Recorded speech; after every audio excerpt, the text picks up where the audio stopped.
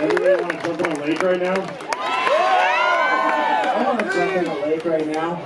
So we were talking earlier before we came out here. We were going to throw the microphone over to some of you in the audience. Don't feel like any pressure or anything like that, but if there's ever been anything that you might have wanted to ask me and Zach, anything at all, you can ask us right now if you're into it. Since I'm right here, it's going to be hell to get through everybody. You got a question? Which video was more fun? Enemies or asking for it? That's tough for me. I think Enemies was more fun because we got to kind of physically play out things that we had been thinking in our minds for a while. We actually really get along well as a band, but like that meeting is actually kind of true to form. It doesn't normally happen in a VFW hall.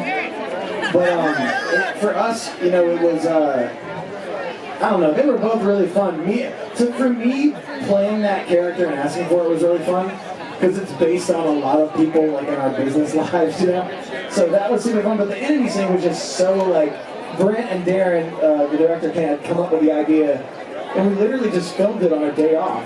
Like we were literally in Connecticut playing a show, and we had a day off the day before. We rented out this whole VFW hall, and we filmed it. And it was a ton of fun to film, other than the fact that the head injury that he has in the video wasn't makeup. That was actually real.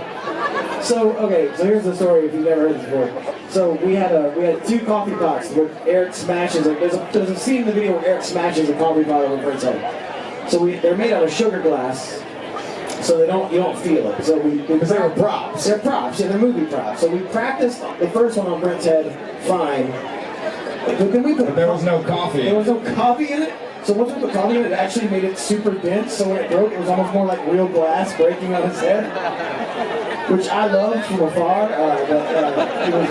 I received a lovely egg-shaped hematoma in my forehead that lasted for about 11 days. He had a goose egg on top of his head. But it's real, so it was fun from that aspect. They were both a lot of fun. Darren did a great job on both those videos, but probably Enemies. I loved the character I got to play and asking for it. No, I loved Brent's character and asking for it as the French director. But it was French director. They were both fun.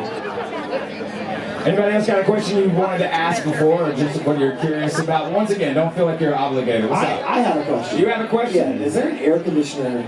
If you stand right here, there's actually a nice breeze coming in. What's your question? The lake is your AC.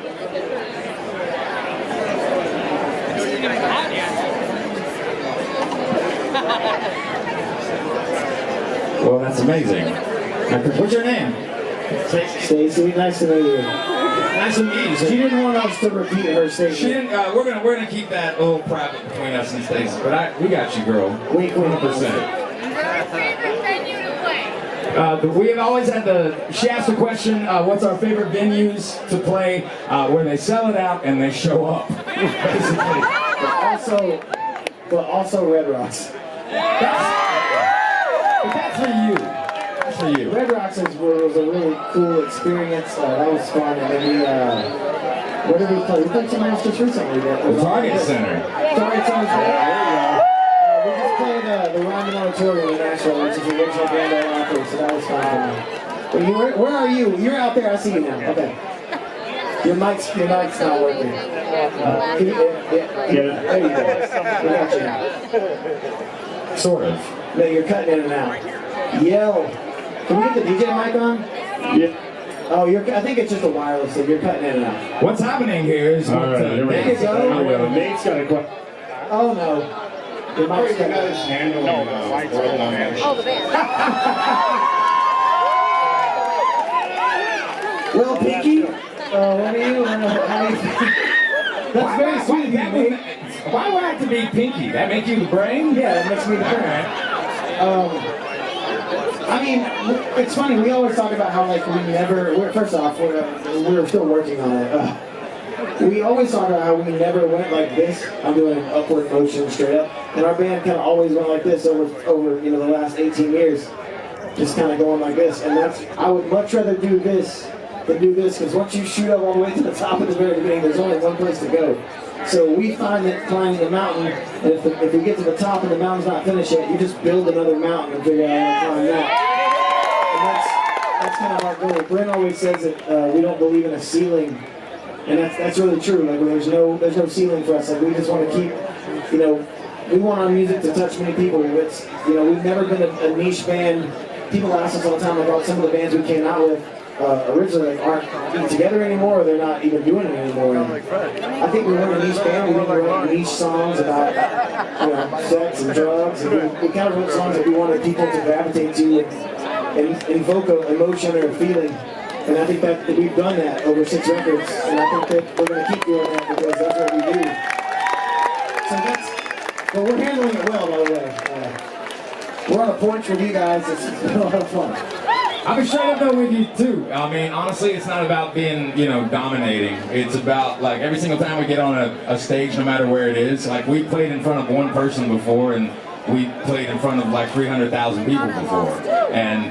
But none of that happened overnight. So I think every time we get on a deck, or when you know, if we arrive at a stadium or a club or a theater or an arena or a field, for that matter, you know, it's the moment in time that you have that's your stage time, that it doesn't necessarily belong to you, it belongs to the audience. You know? Because the audience is what put you there. And that's something that we take very, very seriously. We've always said this, it holds true because it's extremely honest. We only have one boss, it just happens to be everybody in the audience. So once again, thank you for letting us be ourselves.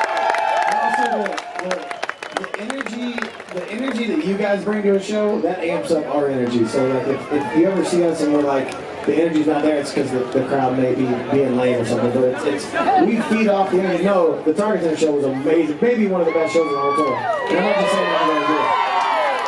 That crowd was amazing that night. So most of the time, if we don't look like we're into it, we have gas. Yeah.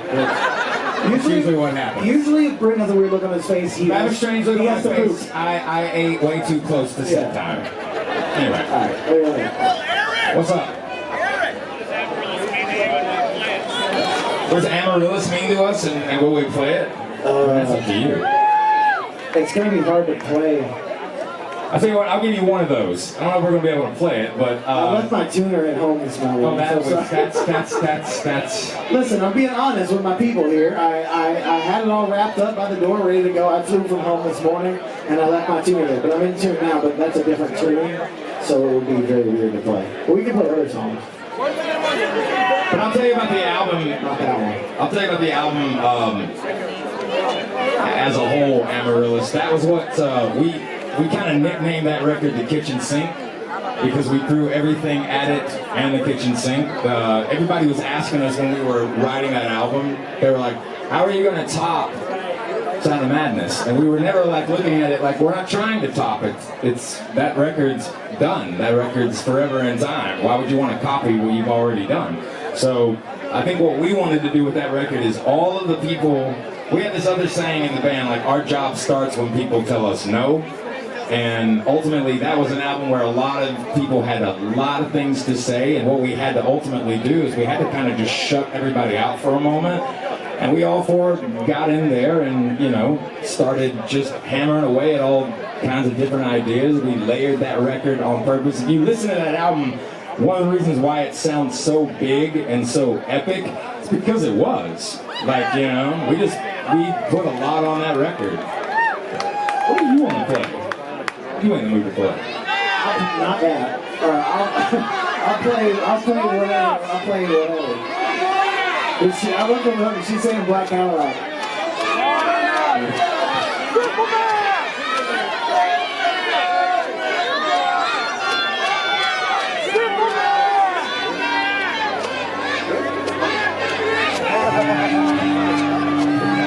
Let's do that. We'll do one for the ladies. We'll for the couples. For the couples. And just ladies too. Yeah, we'll do it for the ladies and for all the couples. Or if there's any ladies. Sounds like it's a freshman, your first freshman high school dance. That's what this song is about. It's true. Or if there's any lady couples, we'll do it for you guys too. It's fine. Alright. So this is a song that's normally the predominant instrument in the song is a piano, but because I have the greatest guitar player on earth, he's going to transpose it. Here we go.